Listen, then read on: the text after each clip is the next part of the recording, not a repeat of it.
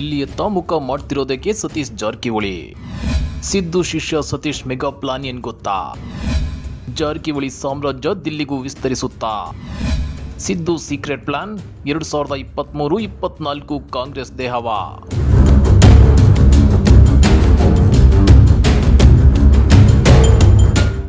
ಜಾರಕಿಹೊಳಿ ಕುಂದಾನಗರಿ ಬೆಳಗಾವಿಯಲ್ಲಿ ಭದ್ರಕೋಟೆ ನಿರ್ಮಿಸಿಕೊಂಡಿರೋ ಫ್ಯಾಮಿಲಿ.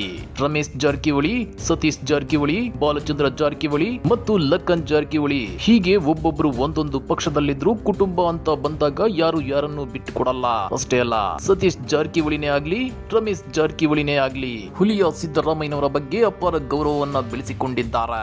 ಇನ್ನು ಸಿದ್ದರಾಮಯ್ಯ ಕೂಡ ಜಾರಕಿಹೊಳಿ ಫ್ಯಾಮಿಲಿ ಜೊತೆ ಉತ್ತಮ ಒಡನಾಟ ಇಟ್ಕೊಂಡಿದ್ದಾರೆ. ಹೀಗಿರುವಾಗಲೇ ಸತೀಶ್ ಜಾರಕಿಹೊಳಿ ದಿಲ್ಲಿಯತ್ತ ಮುಖ ಮಾಡಿರೋದು ಸಾಕಷ್ಟು ಕುತೂಹಲಕ್ಕೆ ಕಾರಣವಾಗಿದೆ. ಹಾಗಾದ್ರೆ ಸಿದ್ದು ಶಿಷ್ಯ ಸತೀಶ್ ಜಾರಕಿಹೊಳಿ ಅವರ ನಿಗೂಢ ಪ್ಲಾನ್ ಏನು? ಜಾರಕಿಹೊಳಿ ಸಾಮ್ರಾಜ್ಯ ದಿಲ್ಲಿಗೂ ವಿಸ್ತರಣೆಯಾಗುತ್ತಾ? ಅದನ್ನ ತೋರಿಸ್ತೀವಿ. ಆದ್ರೆ ಅದಕ್ಕಿಂತ ಮೊದಲು ಹಲೋ ಕನ್ನಡ ಯೂಟ್ಯೂಬ್ ಚಾನಲ್ ಅನ್ನು ಸಬ್ಸ್ಕ್ರೈಬ್ ಮಾಡ್ಕೊಳ್ಳಿ. ಹಾಗೇನೆ ಪಕ್ಕದಲ್ಲಿರೋ ಬೆಲ್ ಬಟನ್ ಅನ್ನು ಪ್ರೆಸ್ ಮಾಡಿ.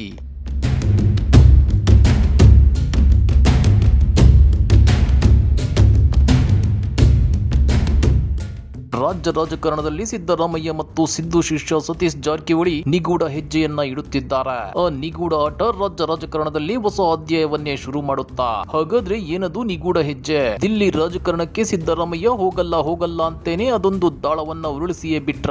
ಹೀಗಾಗಿನೇ ಸತೀಶ್ ಜಾರಕಿಹೊಳಿ ದಿಲ್ಲಿಯತ್ತ ಮುಖ ಮಾಡ್ತಿದ್ದಾರಾ ಅನ್ನೋ ಅನುಮಾನಗಳು ಹುಟ್ಟಿಕೊಂಡಿವೆ. ಹೌದು ವೀಕ್ಷಕರ, ಇತ್ತೀಚೆಗೆ ದಿಲ್ಲಿಗೆ ಹೋಗಿದ್ದ ಸಿದ್ದರಾಮಯ್ಯ ಸೋನಿಯಾ ಗಾಂಧಿ ಅವರನ್ನ ಭೇಟಿಯಾಗಿ ಬಂದಿದ್ರು. ಈ ಭೇಟಿ ವೇಳೆ ಸೋನಿಯಾ ಗಾಂಧಿ ಸಿದ್ದರಾಮಯ್ಯನವರನ್ನ ದಿಲ್ಲಿ ರಾಜಕಾರಣಕ್ಕೆ ಆಹ್ವಾನಿಸಿದ್ರು. ಆದ್ರೆ ಸಿದ್ದರಾಮಯ್ಯ ಸೋನಿಯಾ ಗಾಂಧಿ ಅವರ ಆಹ್ವಾನವನ್ನ ತಿರಸ್ಕರಿಸಿದ್ದಾರೆ ಅಂತ ಹೇಳಿದ್ರು.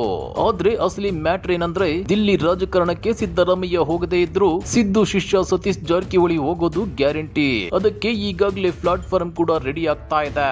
ಅಷ್ಟೇ ಅಲ್ಲ, 2023 ನಂತರ ಅಸಲಿ ಗೇಮ್ ಕೂಡ ಶುರುವಾಗುತ್ತೆ. ಆ ಸೀಕ್ರೆಟ್ ಗೇಮ್ ಏನು ಅನ್ನೋದನ್ನ ತೋರಿಸ್ತೇವೆ. ಆದ್ರೆ ಅದಕ್ಕಿಂತ ಮೊದಲು 2023 ಚುನಾವಣೆಗೆ ಕಾಂಗ್ರೆಸ್ ಪಕ್ಷ ಅದೇಗೆ ಸಜ್ಜಾಗುತ್ತಿದೆ, ಜಾರಕಿಹೊಳಿ ಫ್ಯಾಮಿಲಿ ಅದೇಗೆ ಆಕ್ಟಿವ್ ಆಗಿದೆ ಅನ್ನೋದನ್ನ ತೋರಿಸ್ತೀವಿ ನೋಡಿ.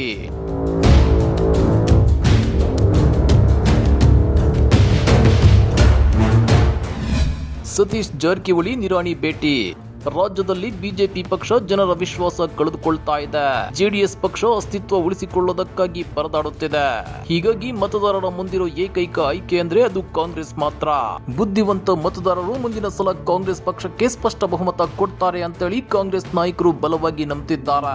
ಅಷ್ಟೇ ಅಲ್ಲ, ಬಿಜೆಪಿ ಜೆಡಿಎಸ್ ನ ಬಹುತೇಕ ಶಾಸಕರು ಕೂಡ ಈಗಾಗಲೇ ಕಾಂಗ್ರೆಸ್ನತ್ತ ವಲಸೆ ಬರ್ತಿದ್ದಾರೆ. ಪರಿಸ್ಥಿತಿ ಹೀಗಿರುವಾಗಲೇ ಕಳೆದ ಸೆಪ್ಟೆಂಬರ್ 30ರಂದು ಸತೀಶ್ ಜಾರಕಿಹೊಳಿ ಸಚಿವ ಮುರುಗೇಶ್ ನಿರಾಣಿ ಅವರ ಜೊತೆ ಒಂದೇ ಕಾರಿನಲ್ಲಿ ಸಂಚರಿಸಿದ್ದು ರಾಜಕೀಯ ವಲಯದಲ್ಲಿ ಹಲವು ಚರ್ಚೆಗಳಿಗೆ ಎಡೆಮಾಡಿಕೊಟ್ಟಿದೆ.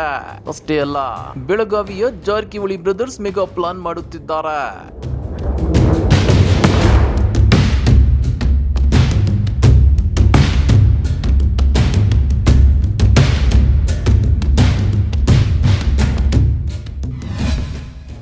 ಮಿನಿಸ್ಟರ್ ಪೋಸ್ಟ್ ಸಿಗದಿದ್ರೆ ಪ್ಲಾನ್ ಬಿ ಆಕ್ಟಿವ್.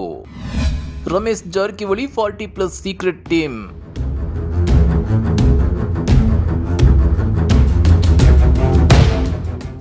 ಎರಡು 2023ರಲ್ಲಿ ರಾಜ್ಯದಲ್ಲಿ ಮತ್ತು 2024ರಲ್ಲಿ ದೇಶದಲ್ಲಿ ಅಧಿಕಾರಕ್ಕೆ ಬರೋದು ಕಾಂಗ್ರೆಸ್. ಈ ಸೂಚನೆ ಸಿಗುತ್ತಿದ್ದಂತೆ ರಮೇಶ್ ಜಾರಕಿಹೊಳಿ ಕೂಡ ಅಲರ್ಟ್ ಆಗಿದ್ದಾರೆ.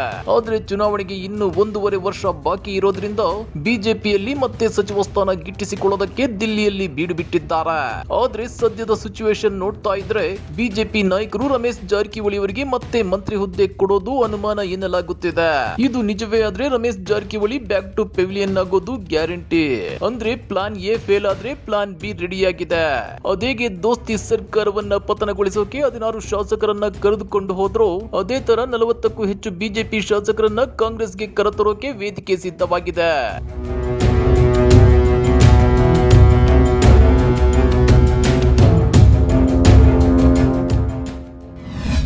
ಎರಡು 2024ಕ್ಕೆ ರಾಷ್ಟ್ರ ರಾಜಕಾರಣಕ್ಕೆ ಸತೀಶ್ ಜಾರಕಿಹೊಳಿ.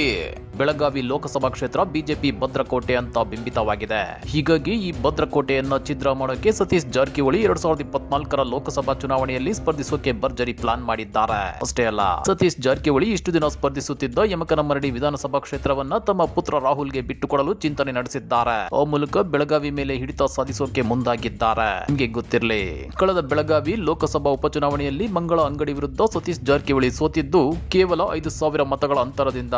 ಹೀಗಾಗಿ 2024ರಲ್ಲಿ ಮೈಕೊಡವಿ ನಿಲ್ಲೋ ಸತೀಶ್ ಜಾರಕಿಹೊಳಿ ಬಿಜೆಪಿ ಭದ್ರಕೋಟೆ ಛಿದ್ರ ಮಾಡೋದು ಬಹುತೇಕ ಪಕ್ಕ ಎನ್ನಲಾಗುತ್ತಿದೆ. ಅದು ಸಾಧ್ಯವಾದರೆ ಜಾರಕಿಹೊಳಿ ಸಾಮ್ರಾಜ್ಯ ದಿಲ್ಲಿಗೂ ಲಗ್ಗೆ ಇಡಲಿದೆ.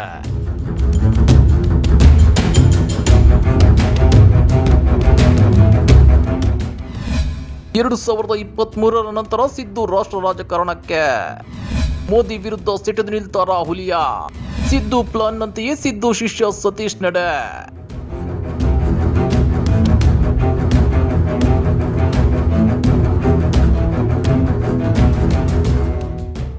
ಸಿದ್ದರಾಮಯ್ಯ ರಾಷ್ಟ್ರ ರಾಜಕಾರಣಕ್ಕೆ ಹೋಗಲ್ಲ ಅಂತ ಹೇಳ್ತಾ ಇರೋದಕ್ಕೂ ಒಂದು ರೀಸನ್ ಇದೆ. ಆ ರೀಸನ್ ಏನ್ ಗೊತ್ತಾ? 2023ರಲ್ಲಿ ಮೊದಲು ರಾಜ್ಯದಲ್ಲಿ ಕಾಂಗ್ರೆಸ್ ಅನ್ನು ಅಧಿಕಾರಕ್ಕೆ ತರಬೇಕು. ತಮ್ಮ ಇಚ್ಛೆಯಂತೆ ಸಿದ್ದು ಮತ್ತೆ ಸಿಎಂ ಆಗ್ಬೇಕು. ಆ ನಂತರ ಸೋನಿಯಾ ಗಾಂಧಿ ಕರೆದಿಲ್ಲ ಅಂದ್ರೂ ಸಿದ್ದುನೇ ರಾಷ್ಟ್ರ ರಾಜಕಾರಣಕ್ಕೆ ಎಂಟ್ರಿ ಕೊಡ್ತಾರೆ ಅನ್ನೋ ವಿಶ್ಲೇಷಣೆಗಳಿವೆ. ಆದ್ರೆ ಒಂದೊಮ್ಮೆ ಸಿದ್ದರಾಮಯ್ಯ ಈಗಲೇ ರಾಷ್ಟ್ರ ರಾಜಕಾರಣದ ಘೋಷಣೆ ಮಾಡಿದ್ರೆ 2023ರ ರಾಜ್ಯ ವಿಧಾನಸಭಾ ಚುನಾವಣೆಯಲ್ಲಿ ಕಾಂಗ್ರೆಸ್ಗೆ ಹಿನ್ನಡೆಯಾಗಲಿದೆ. ಯಾಕಂದ್ರೆ 2023ರ ಚುನಾವಣೆಗೆ ಸಿದ್ದರಾಮಯ್ಯನವರು ಮುಂದೆ ನಿಂತರೆ ಮಾತ್ರ ಕಾಂಗ್ರೆಸ್ ಅಧಿಕಾರಕ್ಕೆ ಬರಲು ಸಾಧ್ಯ. ಒಂದೊಮ್ಮೆ ಸಿದ್ದು ರಾಷ್ಟ್ರ ರಾಜಕಾರಣದ ಘೋಷಣೆಯನ್ನ ಈಗಲೇ ಮಾಡಿದ್ರೆ ಬಿಜೆಪಿಗೆ ಕಾಂಗ್ರೆಸ್ ಹಿಟ್ ವಿಕೆಟ್ ಆಗುತ್ತೆ. ಅಂದ್ರೆ ಸುಲಭದ ತುತ್ತಾಗಲಿದೆ. ಇಂಥ ಲಾಜಿಕ್ ಅನ್ನ ಸೋನಿಯಾ ಮೇಡಂ ಮುಂದೆ ವಿವರಿಸಿ ಹೇಳಿರೋ ಸಿದ್ದರಾಮಯ್ಯ 2023ರಲ್ಲಿ ಮೊದಲು ರಾಜ್ಯದಲ್ಲಿ ಪಕ್ಷವನ್ನ ಅಧಿಕಾರಕ್ಕೆ ತರೋದ್ರ ಕಡೆ ಗಮನ ಹರಿಸೋದಾಗಿ ಹೇಳಿದ್ದಾರೆ ಎನ್ನಲಾಗುತ್ತಿದೆ.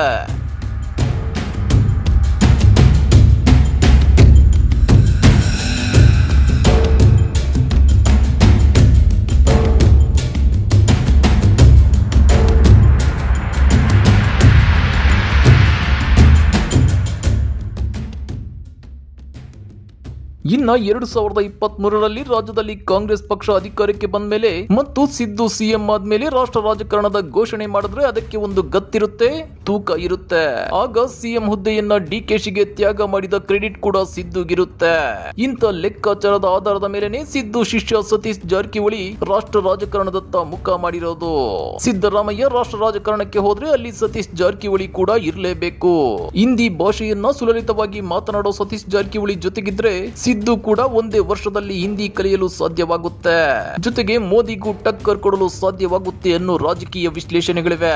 ಹಾಗಾದ್ರೆ ಸಿದ್ದರಾಮಯ್ಯ ಮತ್ತು ಜಾರಕಿಹೊಳಿ ಕುಟುಂಬದ ಈ ಮೆಗಾ ಪ್ಲಾನ್ ವರ್ಕೌಟ್ ಆಗುತ್ತಾ? ಸಿದ್ದು ಸಿಎಂ ಮತ್ತು ಪಿಎಂ ಎರಡೂ ಆಗ್ತಾರಾ?